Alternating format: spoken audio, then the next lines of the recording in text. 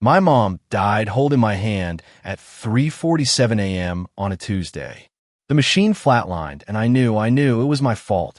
See, I'm the one who gave her the medication that killed her. I'm Dr. Sarah Mitchell, and I trusted the wrong person with my mother's life. But when I discovered who was really behind her death, let's just say karma's got nothing on a daughter with a medical degree and a vendetta. Before we dive in, hit that like button, subscribe, and drop a comment telling me where you're watching from. Trust me, you're going to want to see how this ends. Denver General Hospital, ICU, room 304. That's where my world collapsed. Mom had been fighting heart disease for 2 years, but she was stable, taking her meds, following her diet, even doing those ridiculous chair exercises the physical therapist gave her. Then her condition suddenly deteriorated. Fast, like scary fast. The CardioMax should be working, I kept telling myself, staring at her monitors. I prescribed it myself, the latest breakthrough in cardiac medication. Revolutionary, they called it. A game changer. I'm a cardiologist, for crying out loud. 4 years of medical school, 3 years of residency, 2 years of fellowship. I dedicated my entire adult life to understanding the human heart. If anyone should have been able to save her, it was me. But there I was, watching my mom's heart give out despite everything I thought I knew. "Sarah, honey," she whispered that last night, her voice barely audible over the ventilator. "Promise me something. If this doesn't make sense, if something feels wrong, you find out why, okay? You're too smart to let the answers slip away." She died 6 hours later. I need to tell you about the man who destroyed my family, because understanding him is crucial to understanding how deep this goes. Dr. Richard Hawthorne, 52 years old, silver hair, tailored suits that probably cost more than most people's rent. Medical director at Pharmatech Solutions, Colorado's largest pharmaceutical distributor. Harvard Med, published researcher, guest speaker at every major cardiology conference in the country. This guy had credentials that made mine look like participation trophies. He first approached me 18 months ago at the American Heart Association conference in Chicago. Smooth, charismatic, and he knew my research inside and out. He complimented my work on metabolic cardiology, quoted my papers, made me feel like I was somebody important in a field dominated by men twice my age. "Dr. Mitchell," he said over drinks at the hotel bar, "I've been following your work on innovative cardiac interventions. There's something I'd like to discuss with you.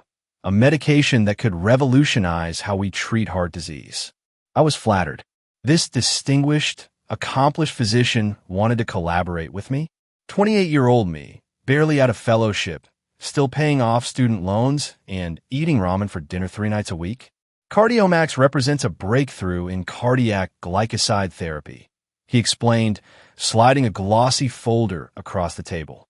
"We're conducting limited trials with select physicians, doctors we trust to properly evaluate its potential." The data looked incredible. Patient outcomes that seemed almost too good to be true. But Richard had the studies, the peer reviews, the documentation. Everything looked legitimate. "I'd like you to be part of something special, Sarah," he said, and the way he said my name made me feel like I was joining an exclusive club. God, I was so naive. Over the next few months, Richard became my mentor. At least, that's what I thought was happening. He called me every few weeks to check on my CardioMax patients. Not pushy, just caring. Professional. He'd invite me to dinner when he was in Denver, always somewhere upscale, always insisting on paying. "Consider it a research expense," he'd laugh, ordering another bottle of wine I couldn't pronounce. These weren't dates.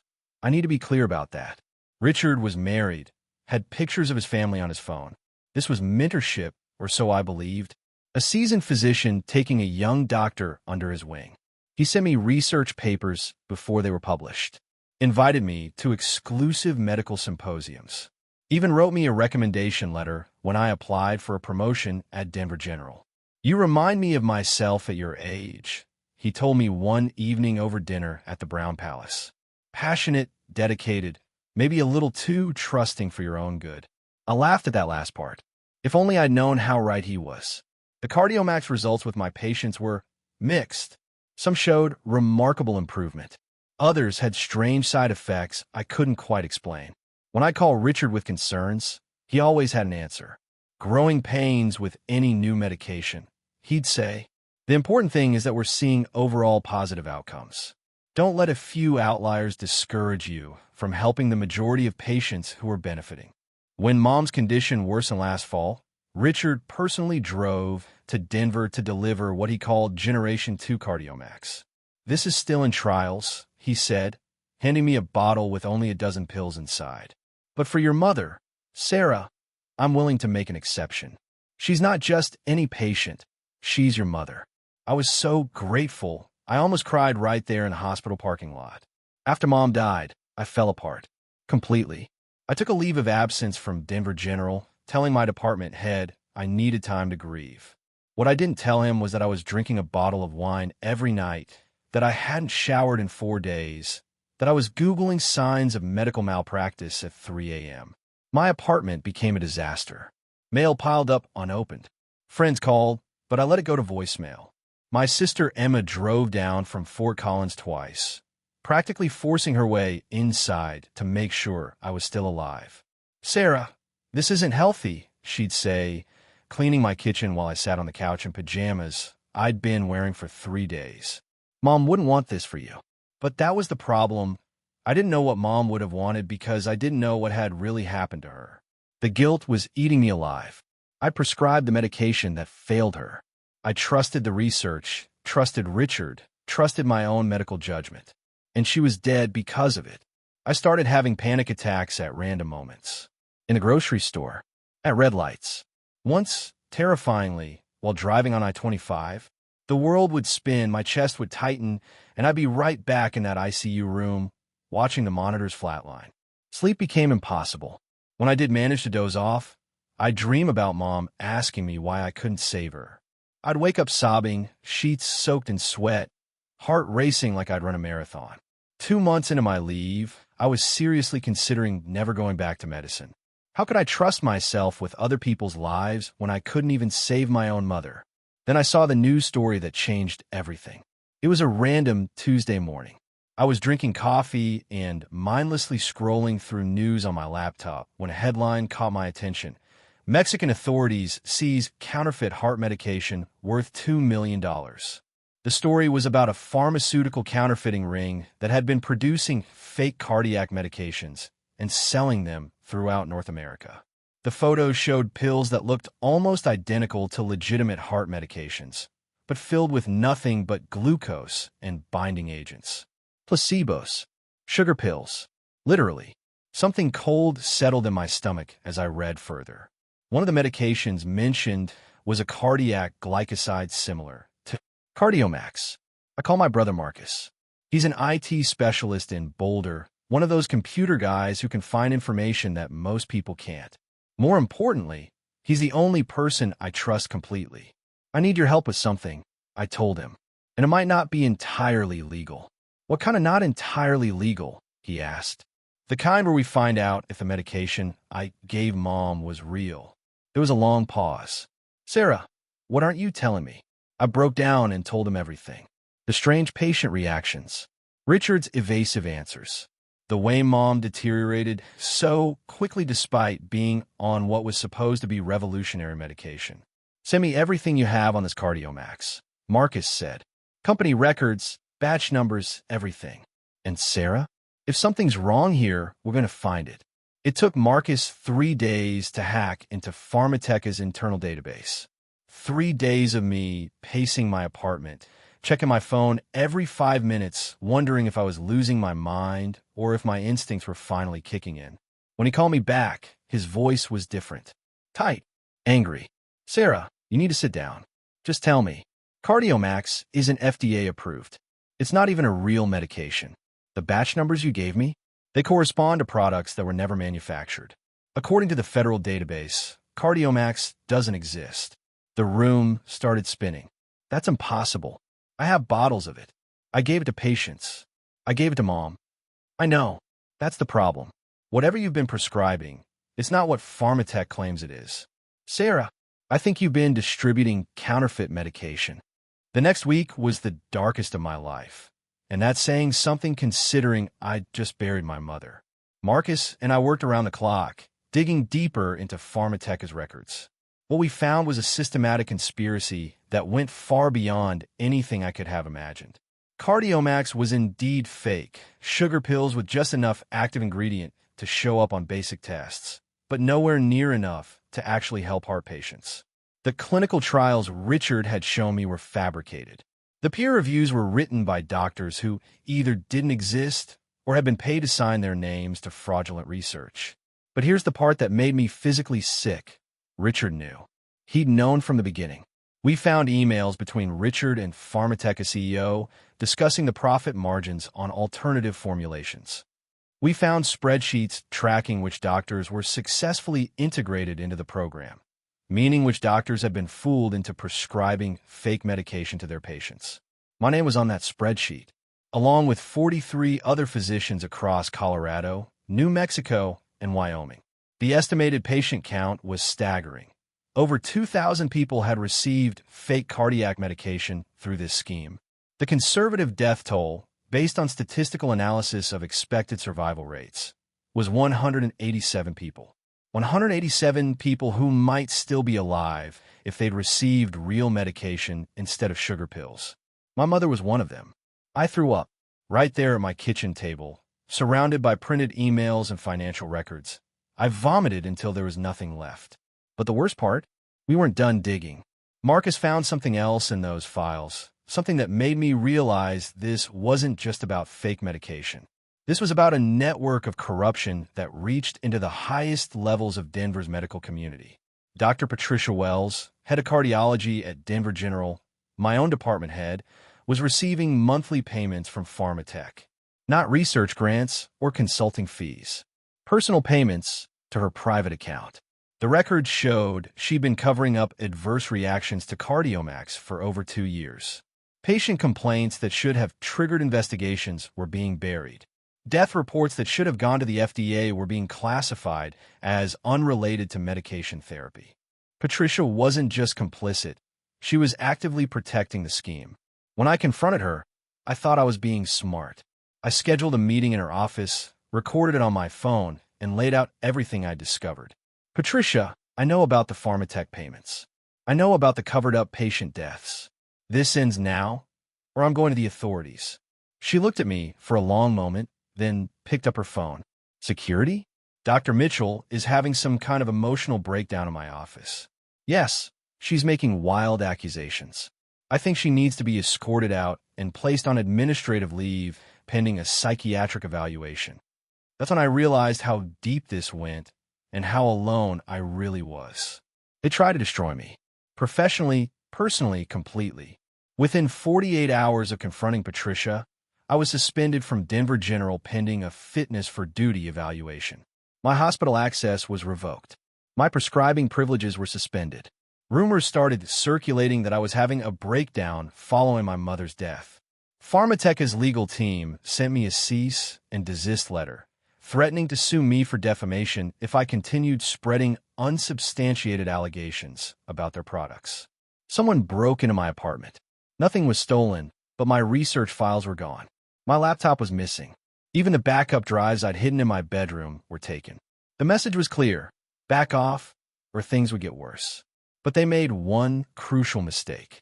They underestimated how angry I was, and they had no idea about Marcus. My brother had already copied everything to secure servers before they hit my apartment. More than that, he'd been documenting every attempt to silence me, every threat, every piece of evidence that Pharmatech was trying to cover their tracks. They want to play hardball? Marcus said, showing me server logs of attempts to hack his systems. Let's show them what hardball actually looks like. I hired Jake Morrison, a lawyer who specializes in pharmaceutical litigation. Jake's track record included several major victories against drug companies, and when I showed him our evidence, his eyes lit up like Christmas morning. "Sarah, this isn't just malpractice," he said, spreading documents across his conference table. "This is conspiracy, fraud, racketeering, and criminally negligent homicide. We're not just suing these people, we're putting them in prison." But Jake also warned me about what was coming. "They're going to try to destroy your credibility," he said. "They'll say you're mentally unstable, that you're making false accusations to cover up your own medical mistakes. They'll drag your mother's death through the mud and make it look like you're seeking revenge rather than justice. Let them try, I said. I've got nothing left to lose. We planned our attack on 3 fronts: legal, media, and financial. Jake filed a wrongful death lawsuit not just against Pharmatech, but against Richard personally, Patricia Wells, and Denver General Hospital. The lawsuit detailed the fake medication scheme and named every doctor who had been participating, knowingly or not. But lawsuits can take years, and people were still dying from fake medication. That's where my friend Jessica came in. Jessica Martinez is an investigative reporter for 9 News Denver, and when I showed her our evidence, she immediately understood the scope of the story. "This is bigger than just Colorado," she said, reviewing the patient death statistics. "If they're doing this here, they're probably doing it in other states too. This is a national health crisis." Jessica spent 2 weeks verifying our findings, interviewing families of patients who had died, and building her own independent investigation. When her story broke, it was devastating. Fake heart medication linked to hundreds of deaths across western United States ran as the lead story on every major news outlet in Denver. Within hours, it was picked up nationally. The financial impact was immediate. Pharmatech's stock price dropped 60% in the first day of trading after the story broke. By the end of the week, they'd lost over $400 million in market value. But Richard wasn't going down without a fight. The American College of Cardiology Conference in Phoenix. 3 weeks after Jessica's story broke, I knew Richard would be there. He was scheduled to give a keynote address on innovation in cardiac care. The irony was too perfect to pass up. I registered for the conference under my maiden name and sat in the back of the auditorium as Richard took the stage. He looked older than when I'd last seen him, stress lines around his eyes, but still projecting that same confident authority that had fooled me for so long. He was 20 minutes into his presentation about breakthrough therapies when I stood up. "Dr. Hawthorne," I called out, my voice carrying clearly through the auditorium. "I have a question about CardioMax." The room went silent. Richard's face went pale, but he maintained his composure. "I'm sorry, I don't recognize you from the attendee list. Dr. Sarah Mitchell, Denver General Hospital. You might remember me. You attended my mother's funeral 6 months ago." Murmurs rippled through the audience. This wasn't how medical conferences usually went. "Dr. Mitchell, this isn't the appropriate venue for." "For what?" "For asking about the fake medication you've been distributing? For discussing the 187 people who died because of your sugar pills?" Security was moving toward me, but I had one more card to play. I pulled out my phone and activated the recording I prepared. Richard's voice filled the auditorium, a conversation he'd had with Pharmatech's CEO that Marcus had recovered from their servers. His voice, clearly identifiable, discussing maintaining plausible deniability and managing physician compliance in the CardioMax distribution program. "The key is making sure the prescribing doctors never suspect they're not giving real medication," his recorded voice said. "As long as they believe in the product, they'll keep prescribing it." The auditorium erupted. Physicians shouted questions. Conference organizers scrambled to cut off the audio system, and Richard stood frozen at the podium like a deer in headlights. That's when the FBI agents walked in. The federal investigation moved faster than anyone expected. Within 2 months, the FBI had raided Pharmatech's headquarters, seized financial records, and arrested 17 people involved in the conspiracy.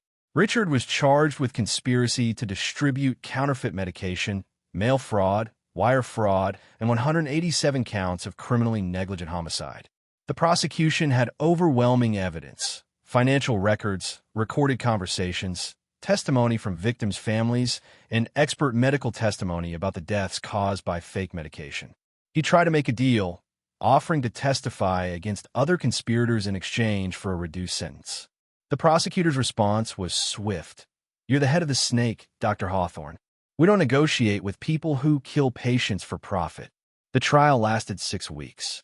I testified for 2 days, walking the jury through how Richard had manipulated me, how the fake medication scheme operated, and how my mother had died as a direct result of his actions. When the guilty verdict was read on all 203 charges, I felt something I hadn't experienced since Mom died. Peace. Richard was sentenced to 25 years in federal prison. Patricia Wells received 12 years. Pharmatech was fined $2.3 billion and dissolved as a corporation. The civil lawsuits resulted in a $450 million settlement fund for victims' families. My portion was $18 million, money I never wanted but knew I could use to make sure this never happened again. I established the Margaret Mitchell Foundation for Drug Safety, named after my mother. The foundation works with the FDA to identify and investigate suspicious medication patterns, funds independent research into pharmaceutical fraud, and provides legal support for families affected by counterfeit drugs. I returned to Denver General as Chief of Cardiology, Patricia's old job. My first act was implementing the most rigorous medication verification system in the country. Every drug that comes into our hospital is tested independently. Every unusual patient reaction is investigated. No exceptions. But the most important thing I do now is teach medical students about the warning signs of pharmaceutical fraud. Every year, I tell the Mom's story. I tell them about the smooth-talking pharmaceutical executive who preyed on a young doctor's ambition and insecurity. Trust but verify, I tell them. Every medication, every study, every claim. Because your patients' lives depend on your ability to see through the lies. The best revenge isn't getting even. It's making sure the harm that was done to you never happens to anyone else. If this story resonated with you, please share it. Hit that like button, subscribe to the channel, and tell me in the comments about a time when you had to fight for what was right. And remember, in a world full of Richard Hawthorns, be someone who fights for the truth. I'll see you in the next video.